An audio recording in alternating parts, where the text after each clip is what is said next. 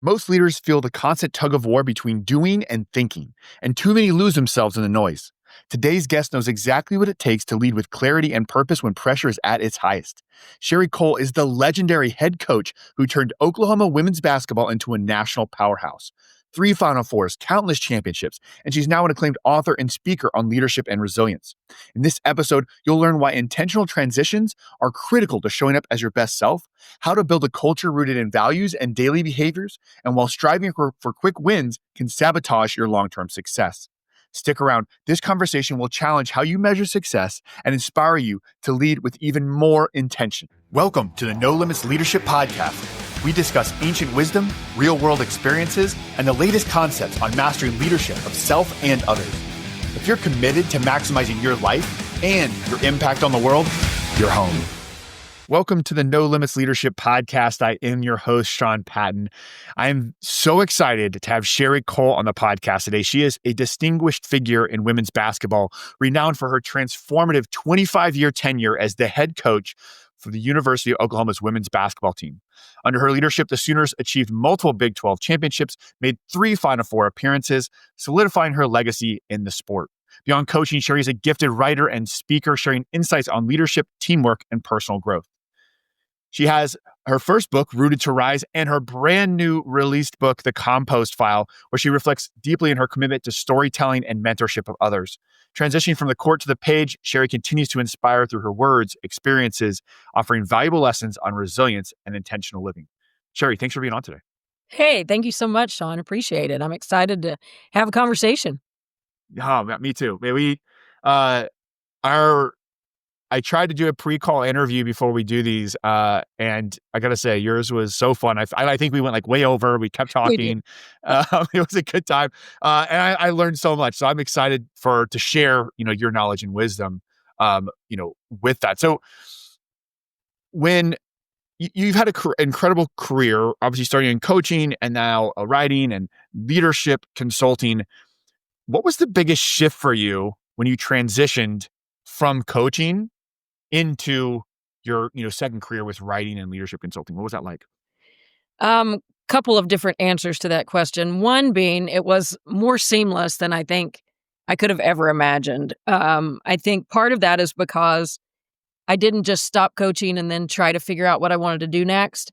I stopped coaching to go do what I wanted to do next. So I wasn't running away from something, I was running towards something, and I think that makes a tremendous difference. I had long carried around in my pocket a passion to write and just didn't have time to really explore it while I was doing that big, full, wonderful, totally time-consuming job of being the head coach at the University of Oklahoma. And so I was excited about that new venture. The biggest difference has been, and this is kind of ironic, I was thinking about this as I was jogging yesterday. As a head college basketball coach, you're on a platform that is so public and you're around people all the time. 24/7, people, whether it's your staff, whether it's your team, whether it's fans, whether it's donors, you're constantly around people. A writing life is the polar opposite of that. It is extremely private. It is me and this laptop in a chair, in the backyard, where I'm moving around all the time, trying to find a different way to shake those crystals loose inside my head. But it's just me and the words and my thoughts. And that's entirely different than my previous life. I've found, though, ironically, that the previous life that's full of people all the time is way lonelier than the private life that's full of a lot of personal time, with my laptop. And I think it has to do with the connection that you get with yourself when you write. You have a friend in yourself. You have somebody to have that dialogue with, and a real dialogue, something of substance. And I think that's maybe the difference. Not to say that I didn't have a lot of friends in coaching and don't have a lot of friends in coaching and didn't enjoy my staff and my team, because I did. But it's busy. It's a lot of busyness going around, and writing is the polar opposite of that. So that has been one big difference that I've noticed. However, the one thing I'm sure of in this new rhythm or season of life, whatever you want to call it. Writing comes first, but I need interaction and energy from other people in order to write well. So I do a lot of public speaking. I do some leadership consulting. I say a lot. I do enough to keep my energy cup full. When I go out and speak, I interact with other people. Energy is transferred. I get all kinds of thought stimulation and ideas. And I'm probably not going to write about anything that happened while I was there, but something that happened while I was there will stimulate a thought that leads me to something to write about. And so I need that interaction with other humans. I need that connection, but I also need this quiet time to think and grapple with things and try to get clear on things, and that makes me full. So I've found that really precarious balance, I think, that we all kind of search for. Whether you're introvert or extrovert, there's a little bit you need of both, and finding that balance is what's important. Mm. Yeah, I agree. And I think that, a lot of leaders, as one of the things they maybe struggle with as they move up in an organization, and feel free to disagree with me, but I've just found as you move up in an organization and more senior, actually a smaller percentage of your time needs to be on the doing and more time on the thinking, right? Like that's hopefully you're strategizing and you're thinking about what the market's doing and the world's doing and where's it headed, and doing your analyses and doing all things so that the people below you, those tactical level people, can focus on the doing. But that shift, that shift that you did very intentionally, can be hard for leaders as they move up an organization to give themselves the structure to do that. Based on your experiences, do you have any advice for those more senior leaders who are saying, I need to make time for some writing, for some deep thinking, some time for me because I feel like I'm just doing all the time? Have you found any strategies? What advice would you give them on trying to make that happen? There's such a tension there between it's like this. When I was a high school coach, you don't make any money as a high school coach, zero money. My husband and I would go to dinner and we're like, okay, can we order that? No, we can't order that. We'll order this. Then as a head college coach, you make all kinds of money. You're out for dinner and you get ready to pay the check and they're like, so-and-so got it, so-and-so got it. And you're like, really? I needed that when I was a high school coach, not making any money. I don't need it now. I can pay for this. Not that you didn't appreciate it, but there's that great irony there of like, really? Well, the same thing happens for a leader in terms of you get to this level where everybody needs or wants a piece of your time always. You are in high demand, whether it's an employee, a peer, a boss, a client, whoever it is. There's always a need for your time. And yet, in that position is when you need your alone time, your one-on-one time with yourself more than ever before. And there's that constant pull. And I think the strategy would be intentionality. Number one, be very, very clear about your purpose, know your core values, and know the behaviors that represent those, and revisit those regularly. And I don't mean like once a month or once a week. I mean like multiple times a day. Check yourself. Is this behavior really in line with my values and my purpose?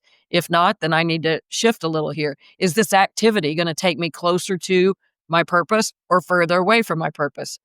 That determines whether or not I do it. So your decisions about how you spend your time resonate or grow from that purpose, your purpose and your values, and getting really, really clear about that. So intentionality, being just as intentional about sitting down and writing for an hour or 30 minutes every morning as you are about drinking green juice or going on a run or getting in the gym or meeting with your managers, whatever those things are that you deem to be important.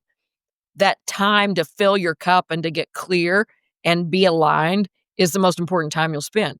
That might be reading, that might be talking to mentors, that might be meeting with your foxhole group, that might be a writing practice, which I highly suggest for clarification. There are any numbers of things, prayer time, meditation time, all kinds of things that feed your soul, because no doubt about it, the best leaders are the people who have the fullest cup, their cup is most filled, the fullest cup. Their cup is most filled because they take the time to feed into themselves. And I just think we get too busy sometimes when we're in the corner office. We get so busy trying to take care of everybody else that we forget to take care of ourselves. Mm.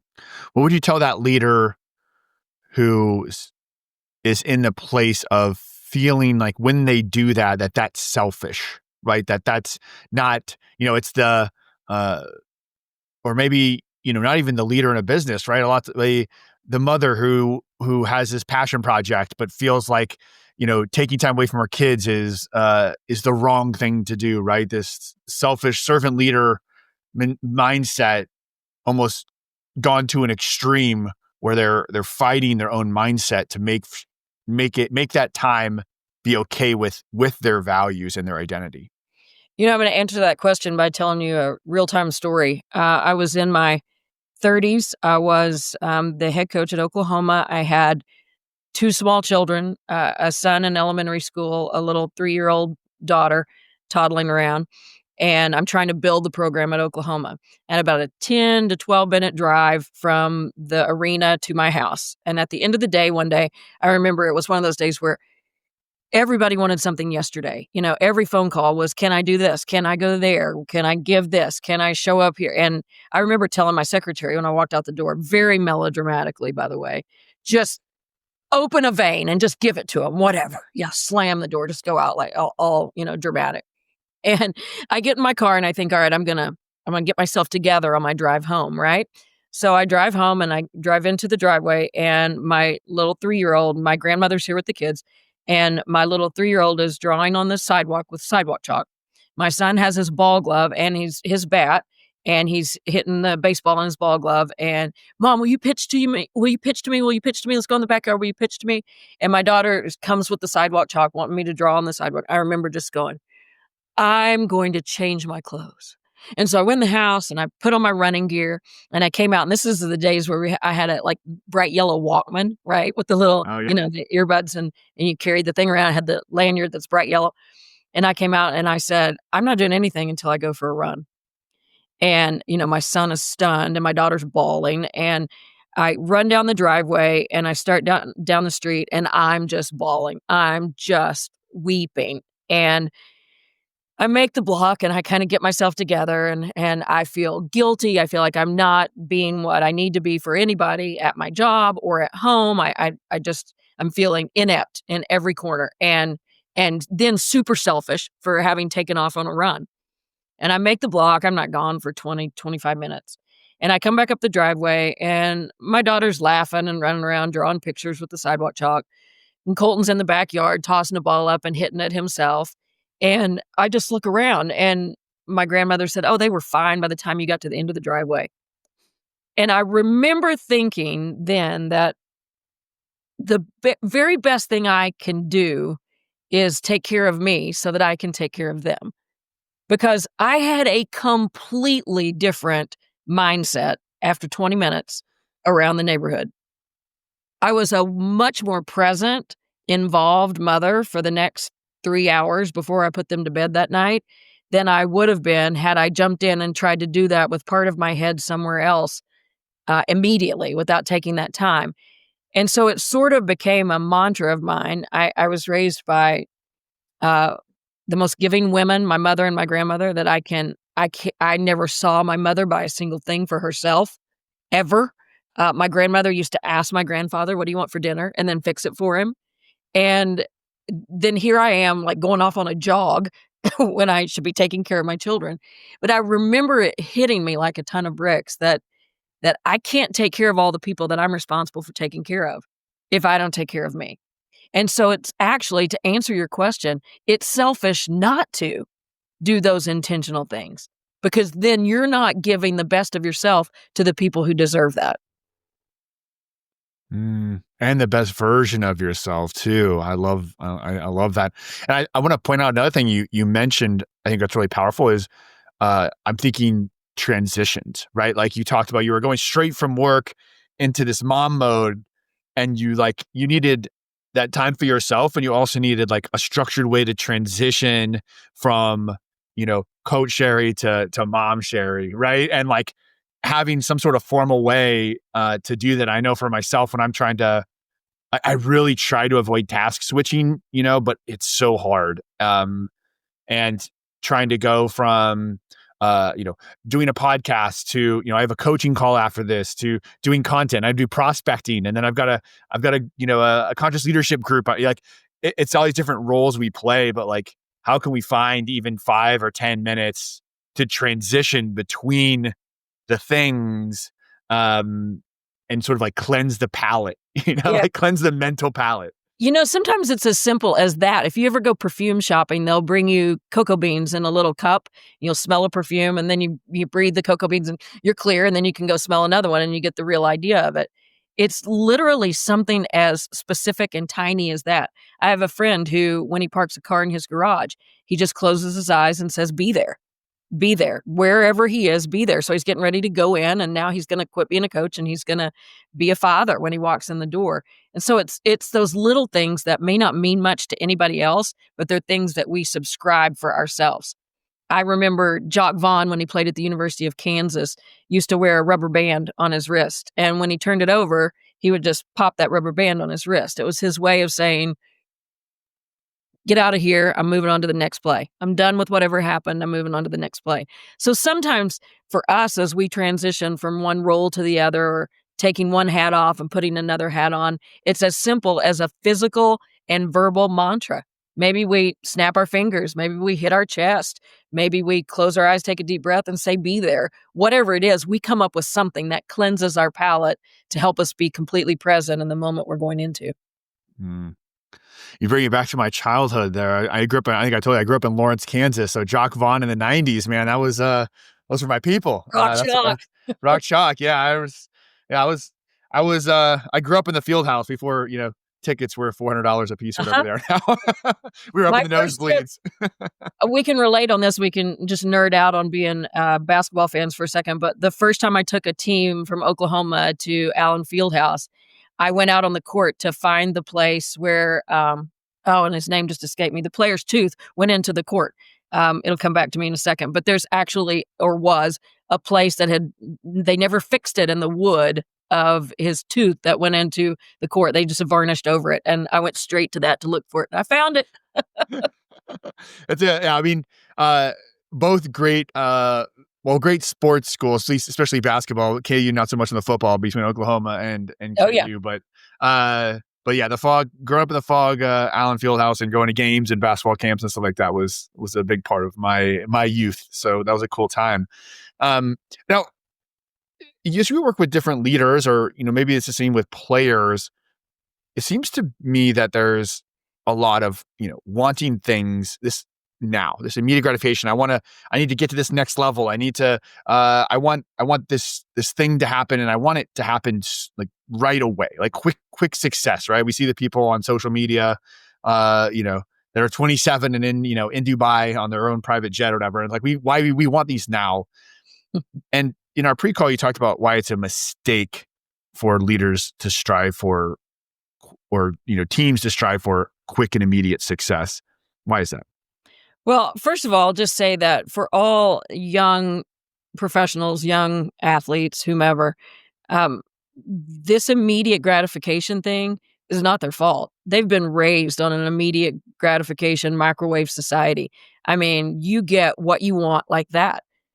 You order food, you get it that quickly. You want to know how tall. I mean, my husband and I do this all the time. We'll be watching an NBA game and go, "How tall do you think that guy is?" I don't know. In 2 seconds, I know how tall that guy is because I look it up.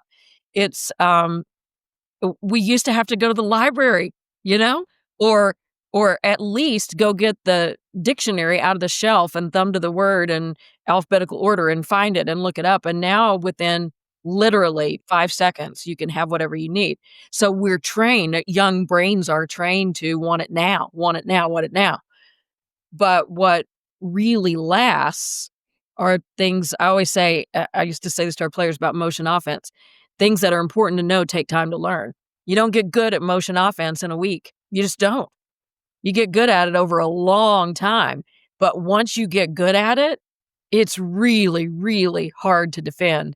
And it's really, really fun to play that way. But you don't know all that in a week or 2 weeks. What you know in a week or 2 weeks is the hardest thing I've ever done. This is ridiculous. And it's ugly and it's messy. And then over time, it turns into this thing that you can only get one way. by pouring yourself into it over time. And I think, you only need to talk to a married couple who's been together for 65 years to see that they got something that the rest of the world's missing out on. And that's only carved through intentionality over time.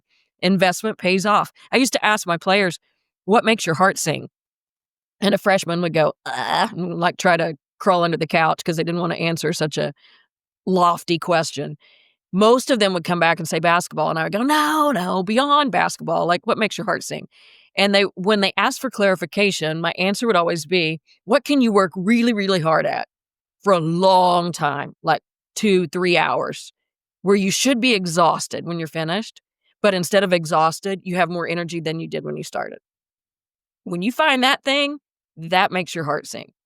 The hard stuff that you go through, the challenges, give you juice. And you don't get any of that. You don't get any of those byproducts in short-term gratification. You get a little bitty slice of this and that, but you don't ever get the depth that comes from pouring yourself into something for an extended period. Mm. How does one build up the requisite fuel necessary to push through to achieve that big, lofty goal or thing at the end? I think the recipe is a little bit different for everybody. And I think it all comes back to you have to know who you are. You have to know yourself. You have to know what fills you up. You have to know what zaps you. You have to know what stimulates your thinking. You have to know what discourages you. And you have to orient what you do toward those things that are positive for you. And it might be different, like we were talking earlier about being in a lot of people or being by yourself, introvert, extrovert. You have to know what that balance is. You have to be aware of that. But some key things that I think are pretty universal, regardless of what the balance of that looks like, are mentors. I think it's so important to be surrounded, like to spend time with peers, people who are doing the job you're doing, like for a coach. You can talk to a lot of people, but it's not ever going to feel like it feels when you're talking to another coach. And I'm talking about a head coach who sits in the seat, who calls the timeouts, who carries the win or the loss on their shoulders, that person. That's nothing against assistant coaches. Assistant coaches should talk to assistant coaches because they're sitting in the same seat and they're all frustrated with their head coach or their ability to do this or that. Head coaches talk to each other because nobody knows what you feel like except for you. You're doing that deal. Peers, super important to share those experiences. And then to have a mentor, somebody who's already been there, who's already sat in that chair, who can give you the wisdom from experience. And then the third piece of that, I think, is to be a mentor to someone 3 steps behind you, someone who's a few years removed. They're in that spot you were in, 6 years ago, and you can help them because it's like the old adage, you don't ever know anything until you teach it. As you're pouring into them, you're also pouring into you. And that's one thing I wish I had done a whole lot more of while I was coaching, because I think it would have made me more grounded. I think it would have given me better perspective for the challenges of the days if I had had a young coach that I was helping get through. And of course I did have players that were out coaching and I would talk to them, but no one on a regular basis where like every week or every 2 weeks, we're having a powwow about how they can get better at what they do, or how they can navigate changes and challenges that are facing them. So I think that circle of influence, that regular circle of influence, the people beside you, the people in front of you, the people behind you, is a critical way to keep that tank full. It's so interesting. I own and also teach and do Brazilian jiu-jitsu, right? Like martial arts, grappling martial arts, right? And it's like human chess. It's very complex. And I often have this conversation with people where I say that jiu-jitsu provides things for you that you need as a human being to feel whole that modern society doesn't anymore. And one of those things is funny, is exactly what you just said, which is like, we're meant to, I believe, science, not just like I believe, like we, grew up or we evolved in groups, right? Like for most of our existence as human beings, we lived in tribes of 150 people, right? And we had elders we looked up to that we learned, eat that, don't eat that. This is how you hunt this thing. We had peers that we had groups with, and then as we learned things, we had people to pour into. And so I just couldn't agree more wholeheartedly. And I would just say, I think that what you just described is like I think when you find things that are fundamental to who we are as human beings and you align with that, that's when you experience this sense of fulfillment of like, oh yeah, this is what I should be doing. And what a beautiful way to do that in a very structured format of up, across, and down. We have to be intentional about that. And again, that goes back to what we were talking about earlier. You get so busy that you think, I don't have time to do that. I hardly have time to take care of these players or this staff or these managers that I'm responsible for. How can I be responsible for somebody else? But what it gives back to you is like Jesus and the loaves and the fishes. It just multiplies. I mean, you just get better and better and better as a result of a give. Mm-hmm. What, you've written about, and we had talked about this process over outcome mentality. Why do you think leaders struggle with this concept? Mostly because we get to keep our jobs if we win. I mean, seriously, a society rewards a business that makes the biggest profit, the coach that wins the most games, the politician that gets the most votes. There's a win associated with the outcome. And I think it's one of those things that as individuals, we have to figure out what our measuring stick is. Let's get clear on societies. This is what it is. It measures fame, it measures power, or it values fame, it values power, it values financial success. The list that's true across the board. Doesn't matter what you're doing. Those things are pretty universal. As individuals, we have to decide what our measuring stick is. And if we're not clear on that, most of us who are trying to live in alignment are going to feel a great deal of tension and consternation because we're going to be trying to take care of our families and grow human beings and teach. And sometimes those things don't necessarily line up to making the most money or having the most power or winning the most games. And so we have to be, in the sports world, it's super easy. Sean, it's super easy. There's at the end of the Division I women's basketball season that's rapidly coming to a close. The tournament will happen in a week. When that NCAA tournament is over, there's going to be one person that wins their last game. One coach that wins their last game. That's it. Everybody else, if winning your last game is how you measure success, everybody else is in trouble because there's only going to be one person that gets to do it. And so that if that's all that you measure yourself by, I'm not saying that it shouldn't be part of what you measure yourself by, because we have to make progress. We have to. That's the kind of the point of it all, is to make progress. But where it gets really tricky is when comparison gets involved, and it's my progress versus your progress, and your progress versus her progress. And really it's our progress within whatever we're doing. And so I think that measurement tool is, you have to get really clear about that. Are we, if it's to grow people, are we growing people? Can we see a palpable change in the people that we're responsible for? Are they better at this and better at that? And have they moved beyond this? And are they challenging themselves here? There are ways to do that. And that becomes the internal measuring stick, which it's not, people sometimes think it's real, like unicorns and rainbows or something. And it's not. It can be very, you can tally it, you can put a piece of paper down and make a list. Yes, I did. No, he didn't, kind of thing. But you have to be very clear on what those things are that you want to measure. And then there's fulfillment, even if you're not the last guy standing at the end of a season. Mm-hmm.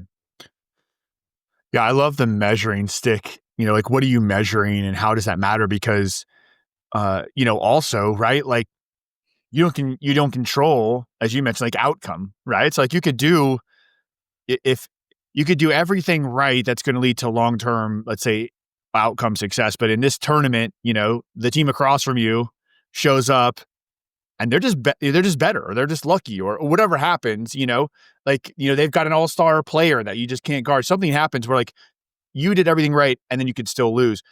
Conversely, right, you could have a team, you make a bunch of mistakes and you do a bunch of processes wrong, and the other team makes a bigger mistake and you end up winning the game. And so it's like outcome of the game isn't necessarily, I think it informs to look back and be like, what is our process? How did we get here?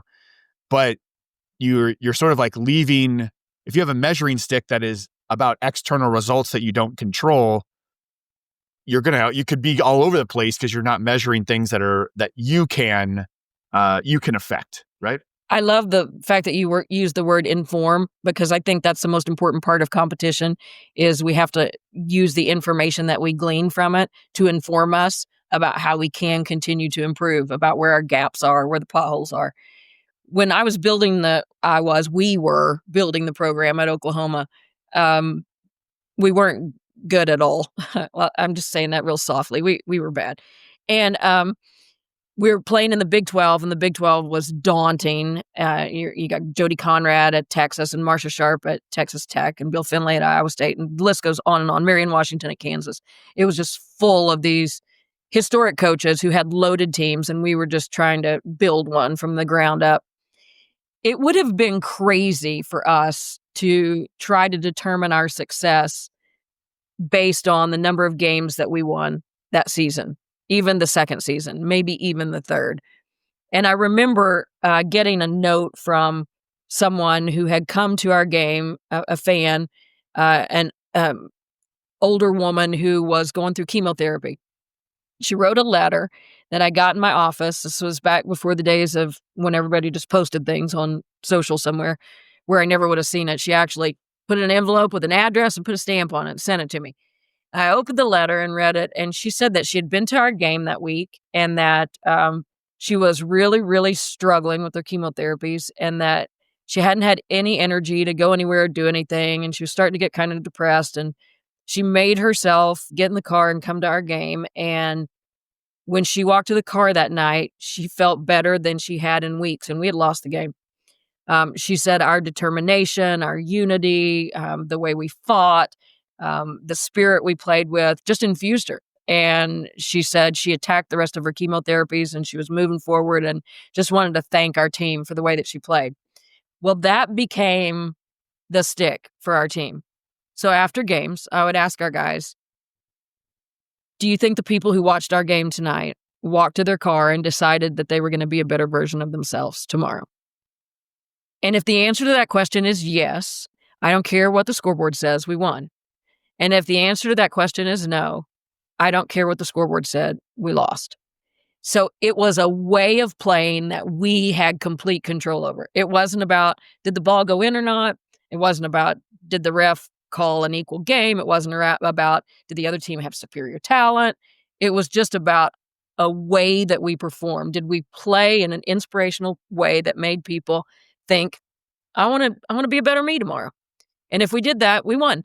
We won. And what's crazy, Sean, and this I think is probably true across the board outside the lines of sport, is when we played that way, we most often won. That's how it works. Mm. Yeah, finding the right things to measure that will eventually lead to long-term success. I love that. And you were in a position with that team that is not uncommon. If someone's being a leader in any type of organization long enough, you're going to be in that, the new team, the transformation, trying to change a culture from, in sports, just very easily, right? A losing to a winning culture. It's very, like you said, kind of measuring wins and losses. In business, maybe that's, a non-profitable to a profitable or whatever it might be, right? Like you're trying to rebuild the team. So when you're looking at, you're a leader who is, how do I shift culture to become a winning culture? Like, what's step one? Where do you start?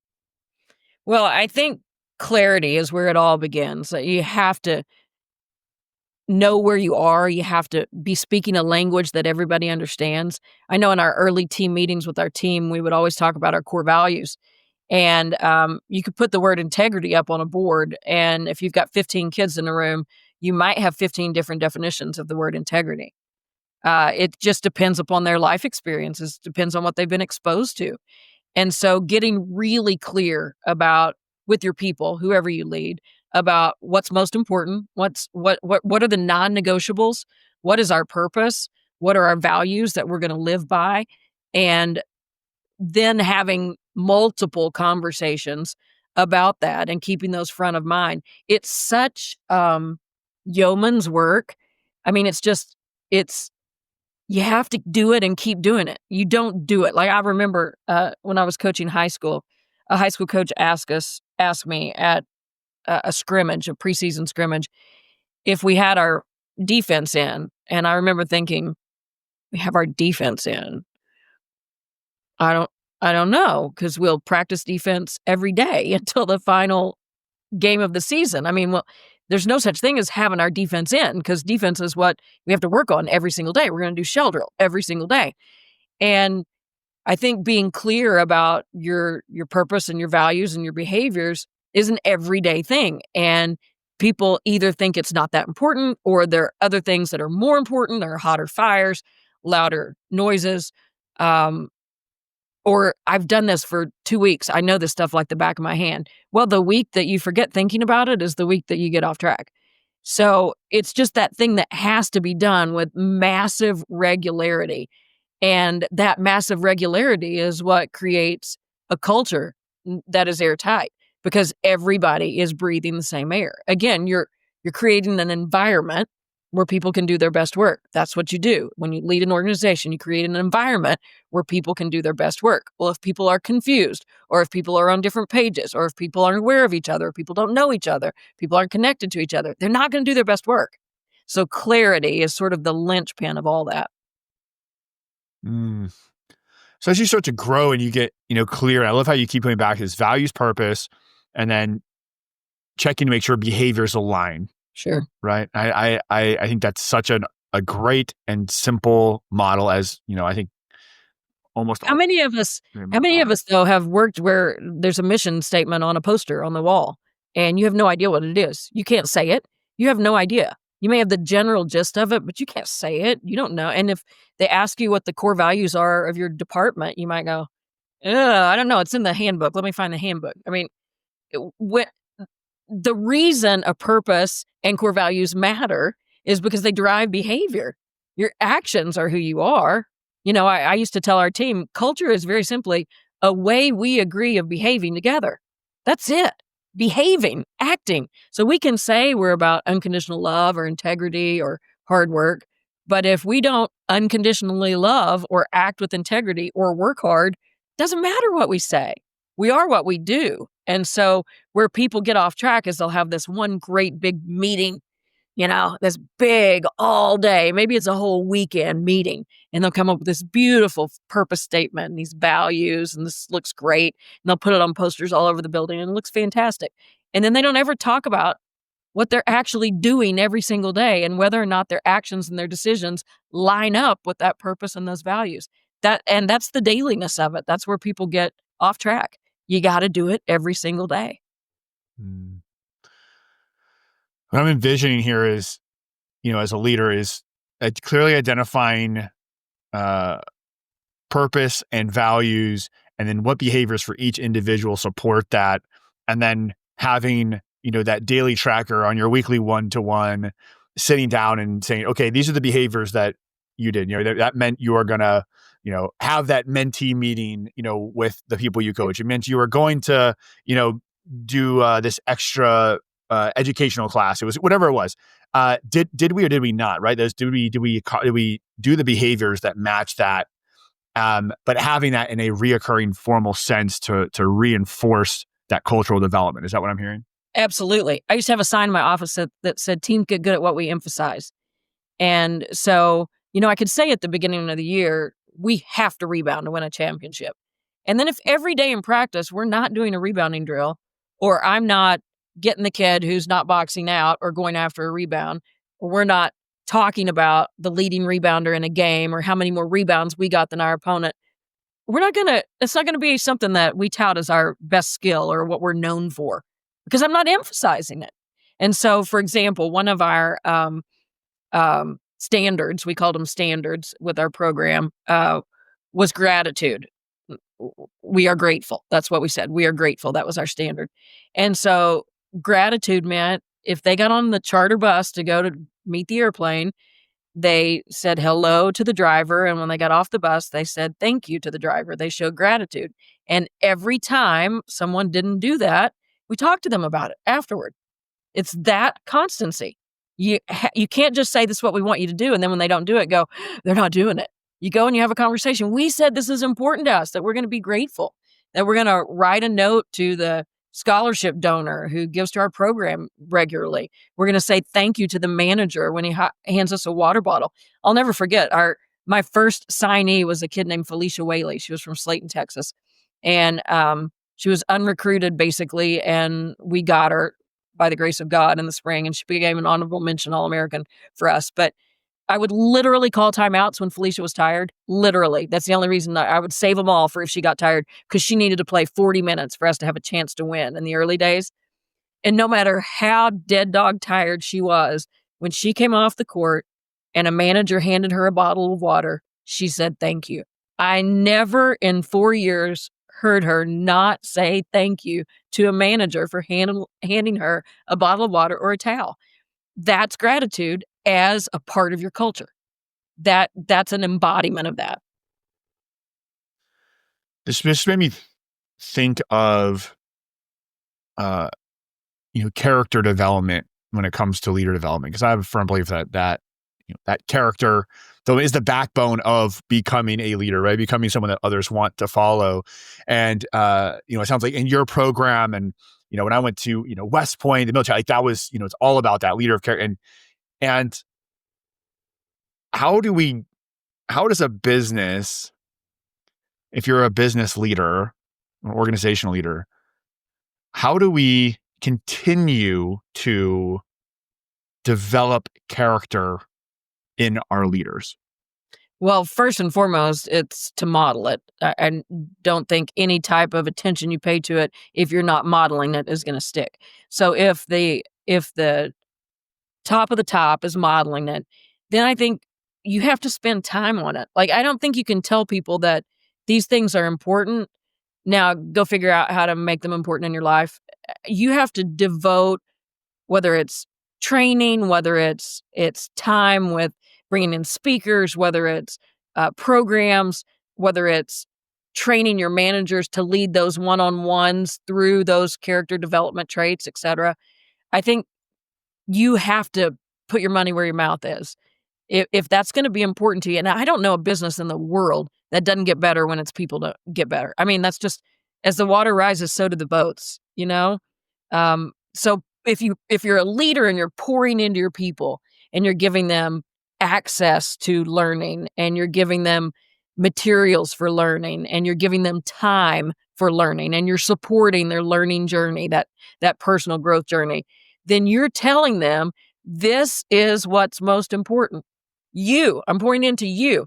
And those people that are the recipients of that, they become loyal, fighting, extraordinary workers, employees, managers, leaders in their own right, because they're connected. You know how it feels when somebody tells you, I'm going to pour into you, or when someone takes the time to pour into you, you're like, oh, I love this person. I want to give this person the best of me. And leaders who take the time to do that, though, again, at the front end, it feels like, oh, there are other things we need to be doing. You can't afford not to do that. You just can't afford not to. If you could change one thing about the way businesses develop leaders currently, what would it be? This is going to sound sort of contradictory based on some of the things that I do, because I do some leadership development, but I think it gets really formulaic.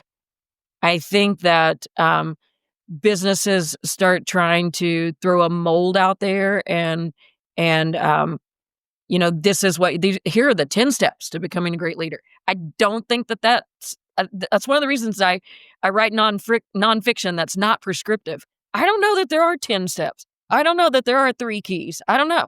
Because I found in teaching kids that what worked with this one didn't necessarily work with that one. And I had a point guard that was good like this, and a point guard that was good like that, and a point guard that was good in this different way. So I don't know that there's a mold that you can throw out there, or a manual you can toss to somebody and say, go get good at this. It's a personal investment, which requires some vulnerability. It requires a commitment of time, for sure. It requires curiosity and caring, those things that are very human, but back the performance experience. So I just don't think you can. I think you have to teach leadership based on who you're teaching it to, and I think it looks a little bit different all the time. Mm. Why should somebody read the compost file? um, because they want to live a little more fully. What I think that the themes in the compost file are universal. They're the chapter divisions the chapters have stories, but the divisions somewhat overlap, because I think universal themes just do. Where does caring stop and love begins? I don't know. There's an overlap period right there. So there's some overlap there, but it's a collection of stories about stuff that everybody goes through. Loss, um, the accumulation of time, um, challenges, potholes. Uh, it's a when I was I'll just tell you this quick story. When I was going through the publishing process, the publisher asked me who the book was for, and I said, "Well, everybody." And she said, "Well, let's try to get a little more specific. Um, is the book for women?" And I said, "Yes." And she said, "Is the book for men?" And I said, "Yes." And she said, "Is the book for daughters?" And I said, "Yes." "Is the book for sons?" You see where we're going with all this. And finally I said, "It's a book for strivers." That's why it has the subtitle that it does, Stories for the Strivers in Us All. It's for anybody who always wants to be a little bit better, as a mother, as a daughter, as an employee, as a coach, whatever it is, where you just itching to improve. And I think all of us have that in us somewhere. We have that striving gene. And this is just a collection of stories that help us slow down enough to realize how we could maybe gain an extra inch or two by just paying better attention. So it's a book of noticing me striving in my own life, and not achieving, but reaching anyway. The bar's a little bit too high, but I'm reaching anyway. And a lot of wisdom from my granddaughter, watching her. Children are the best at teaching us. They're just full of wonder and awe. And she was an inspiration for a lot of the stories. So hopefully it's an easy read. It's a read where you don't have to start on page 1 and read through page 172. You just can pick it up and read whatever story falls in your lap. I got a little text message today from someone who picked up the book and just picked it up in the middle and read the story that was there. The story that was there is, the title of it is The Missing Abyss. And it's a story about how I feel on my birthday when I lost, now that I don't have my dad. And it's a story about my dad's birthday and my birthday. And the individual who sent me this text said today is his dad's birthday. He picked up the compost file and just opened it to a random page to read the book. And he read the story called The Missing Abyss. And that was like, okay, I'd like to sell, 100,000 books, but if I don't, that's okay. I got that story. I got that experience right there with that guy. So that's what I love about it, is I think it's applicable to lots of different people at lots of different places in their lives. Mm. Well, you'd be happy to, or maybe not, but happy to know that I was inspired by that. And I do have now in my, I have my compost file on my notes page now after our pre-call interview. So I'm filling it up. I took your idea and ran with it. So it's already on there. So love it. Thanks. Well, Sherri, this was awesome. I really enjoyed our conversation. I hope it's not our last, and I look forward to grabbing my own copy of the compost file. One will be in your mailbox, I promise. Oh, all right. Thank you. Thank you, Sean. Take care. Thanks for being a part of the No Limit Leadership family. This isn't just a podcast. We're building a movement of no limit leaders driven to unlock our greatness and lead the world forward.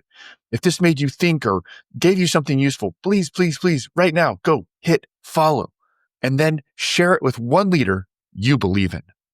Challenge limits, develop leaders, fuel greatness.